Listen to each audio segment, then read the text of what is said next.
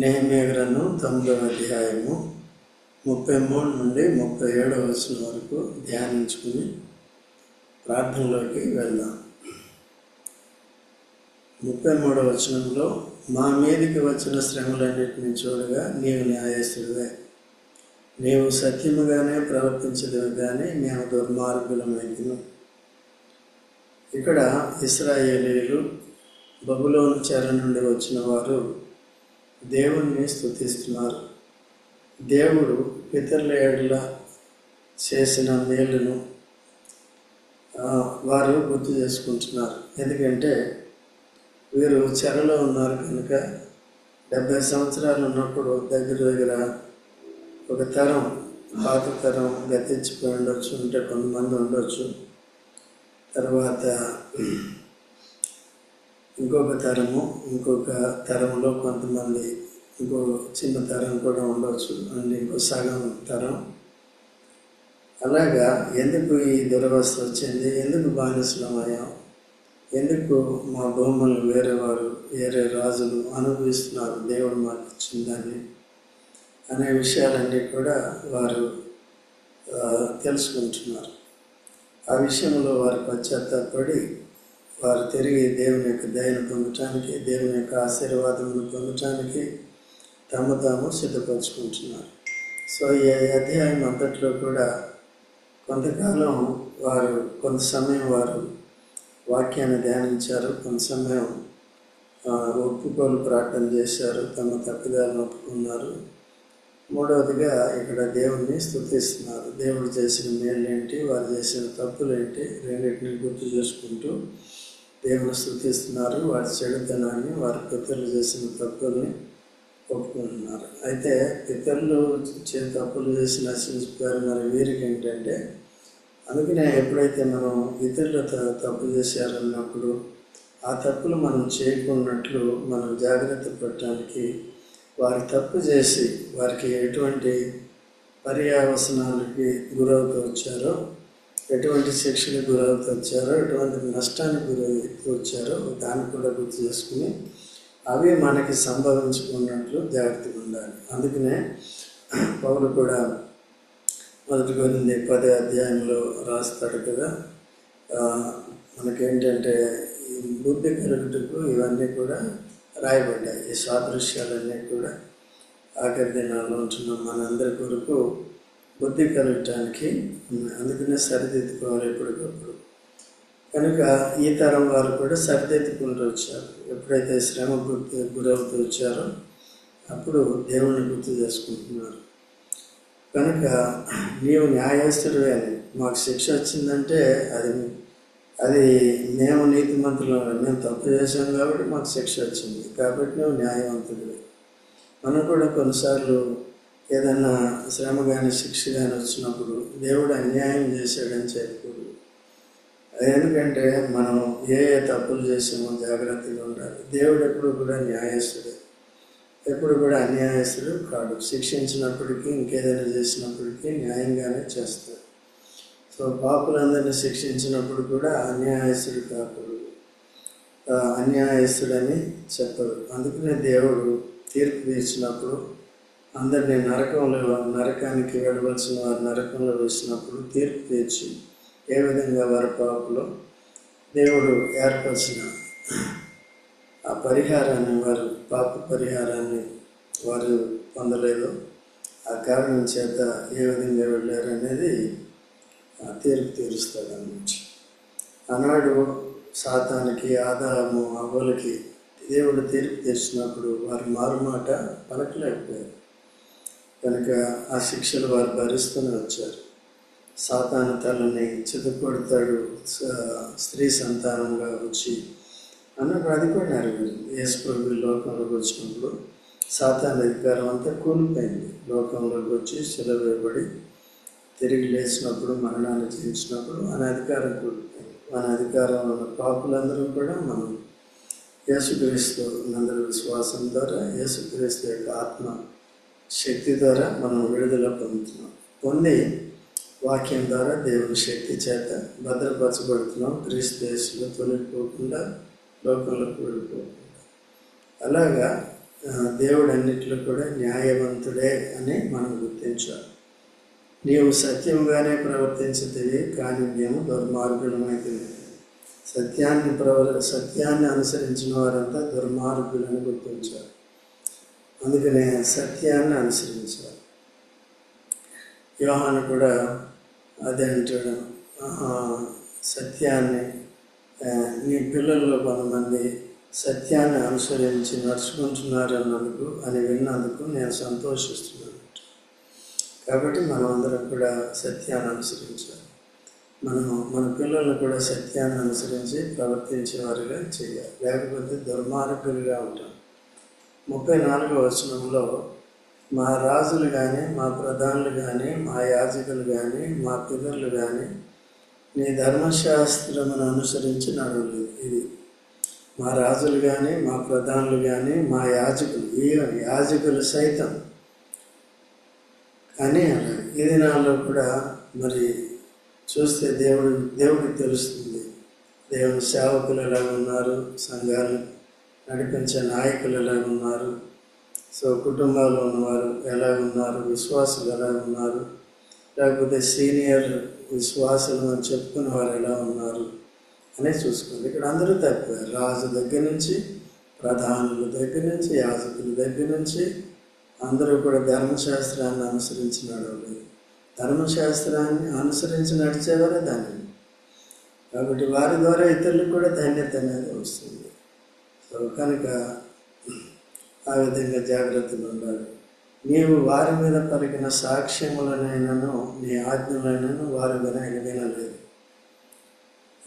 కొన్ని సాక్ష్యాలు కూడా మనం కూడా వింటూ ఉంటాం.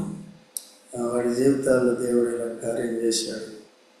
సో అటువంటి సాక్ష్యాలు కూడా వినలేదు. ఇప్పుడు మనం కూడా పాత నిబంధనలో ఉన్న సాక్ష్యాలు వింటూ ఉంటాం, ఏలియా విషయంలో, తర్వాత మిగిలిన వారి విషయాల్లో. అలాగా వినాలి ఇప్పుడు.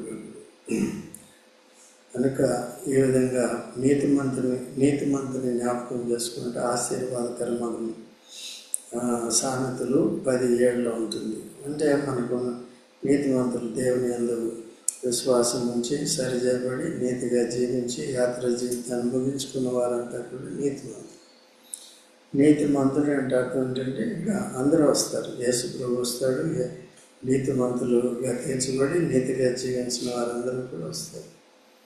కాబట్టి అలాగా మనం కూడా జాగ్రత్తగా నడుచుకోవాలి. 35వ వచనంలో వారు తమ రాజ్య పరిపాలన కాలం ముందు నీవు తమ ఎడల చూపించిన గొప్ప ఉపకారములను తలంచగా నీవు వారికి ఇచ్చిన విస్తారమైన ఫలవంతమైన భూమిని అనుభవించి నిన్ను సేవింపకపోయి తమ చెడు నడతలను విడిచి మారు మనసు పొందలేదు. వీళ్ళు సాక్ష్యం ఇస్తున్నారు, వీళ్ళు తెలుసుకుంటున్నారు.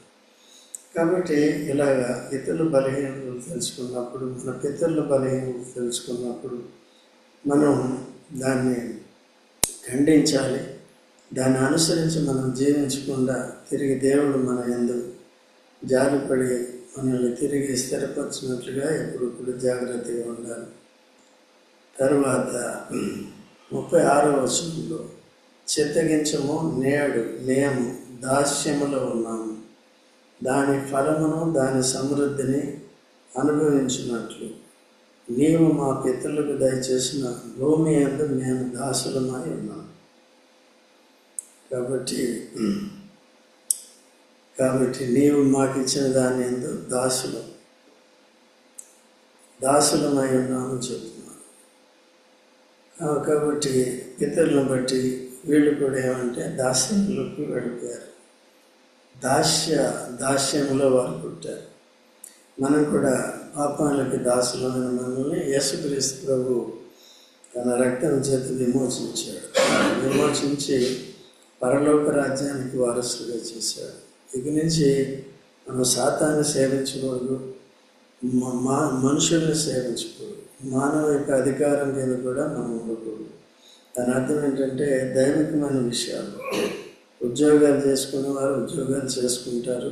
ఇంతవరకు ఆత్మీయ విషయాల్లో కాకుండా నీకు ఏ ఉద్యోగం ఉందో ఆ ఉద్యోగ విషయంలో నీ అధికారికి లోబడి ఉండాలి, ప్రభుత్వానికి లోబడి ఉండాలి. అయితే ఇక్కడ విగ్రహారాధన చేయండి, లేకపోతే దాన్ని నమ్మండి, దీన్ని నమ్మండి, యేసుని వదలండి అంటే అట్లా చేయటానికి వీల్లేదు. కనుక మనం ఇప్పుడు క్రీస్తు చేసినందుకు స్వతంత్రులుగా ఉన్నాం. సో దేవుని యొక్క వాక్యం కూడా మనల్ని స్వతంత్రులుగా చేస్తుంది, కానీ పాపానికి దాసులు కమ్మని చెప్పదన్నమాట. ఎప్పటికప్పుడు దేవుని వాక్యం మనం ధ్యానించే కొద్దీ మనల్ని సర్వసత్యంలోనికి నడిపించడమే కాకుండా సర్వ స్వాతంత్ర్యంలోని కూడా నడిపిస్తుంది. అది పరిపూర్ణత. కనుక మనం ఎప్పుడు కూడా దేవునికి దాసులుగా ఉండాలి, నీతికి దాసులుగా ఉండాలి తప్ప పాపానికి దాసులుగా ఉండకూడదు. పితరులు అలా చేసి వారి రెండవ తరం మూడవ తరం వారికి కూడా ఎంతో నష్టాన్ని తీసుకొచ్చారు. వారిని కూడా బానిసత్వంలోకి వారిని నెట్టివేశారు. అలా లేకుండా మనం విడుదల పొందిన మనం జాగ్రత్తగా ఉండాలి. 37వ వచనం, మా పాపములను బట్టి నీవు మా మీద నియమించిన రాజులుగా అది అతి విస్తారముగా ఫలమిచ్చున్నది. వారు తమకు ఇష్టం వచ్చినట్లు మా శరీరముల మీదను మా పశువుల మీదను అధికారం చూపుతున్నారు కనుక మాకు చాలా శ్రమలు కలుగుతున్నాయి. కనుక దేవుడు వారిని వెళితే వారికి శ్రమలు ఉండవు. దేవుడు ఎప్పుడు కూడా భద్రపరుస్తాడు. నిన్న రాత్రి కూడా చూసాం, దేవుడు తన ప్రజలను ఎట్లా యెరూషలేము చుట్టూ పర్వతములో ఉన్న రీతిగా దేవుడు తన ఎంత భయభక్తులు వారి చుట్టూ తాను ఏం చేస్తాడంటే భద్రపరుస్తాడు. 125వ కీర్తన మొదటి 2 వచనాలు. క్రీస్తులో మనం స్థిరంగా ఉండాలి. వాక్యం నేర్చుకుంటూ స్థిరపరచబడాలి. మనలో ఉన్న తప్పులు శరీర తత్వాన్ని ఎప్పటికప్పుడు సరి చేసుకుంటూ ఉండాలి. లేకపోతే సాతాను ఏలాడంటే ప్రస్తుతానికి తాత్కాలికమైన చూపించి శాశ్వత నష్టానికి మనల్ని గురి చేస్తాడు. ఆత్మీయంగా అభివృద్ధి చెందకుండా చేస్తాడు. సో దాని నుంచి క్రీస్తు విడిపించాడు కనుక ఓ జాగ్రత్తగా ఉండాలి. ఉండి దేవుడు మనకి ఇచ్చిన దాన్ని అనుభవించాలి. కనుక పరలోక రాజ్యాన్ని, తర్వాత తన ప్రేమను, తన సమాధానాన్ని, తర్వాత ఈ ఆత్మఫలాలన్నీ కూడా మనం అనుభవించాలి ఈ లోకంలో. సో కనుక లోకంలో ఉన్న వారికి, పాపాన్ని సేవించే వారికి, శరీరానుసారంగా బ్రతికే వారికి ఈ ఆత్మఫలాన్ని అనుభవించే శక్తి ఉండదన్నమాట. అది కేవలం పరిశుద్ధాత్మల వరంగా పొందిన వారు మాత్రమే వాక్యానికి విధేయులై స్వతంత్రులై దేవుని కొరకు దేవుని సేవించే వారికి మాత్రమే ఈ విధంగా ఉంటుంది. కనుక మనమందరం కూడా దేవుని సేవిస్తున్నాం. ఎందుకంటే మన పాపం నుండి మనం విడిపించి పరిశుద్ధతకు దాసులం అయ్యాం. రోమీలకు రాసిన పత్రిక 6వ అధ్యాయము 21, 22 వచనాల్లో ఉంటుంది. కనుక వారు మరణానికి గురి చేసే పాపాన్ని సేవిస్తున్నారు. మనం పాప మరణ నియమం నుండి విడిపింపబడి స్వాతంత్రం ఇచ్చే నియమాన్ని కలిగి పరిశుద్ధులుగా చేయబడి పరిశుద్ధతలో దేవుని సేవిస్తున్నాం. దాని అంతము నిత్య జీవం, నిత్య మహిమ. ఈ లోకంలో కూడా దేవుడు మనకు కాపుతూ ఉంటాడు. ఈ లోకంలో సుఖంగా జీవించడానికి కూడా సహాయపడతాడు. శ్రమలు వచ్చినప్పటికీ కూడా వాటిని విడిపిస్తాడు. అయితే వీరికి కూడా శ్రమలు వచ్చినాయి, దాన్ని ఇతరులను బట్టి వారు ఒప్పుకుంటున్నారు.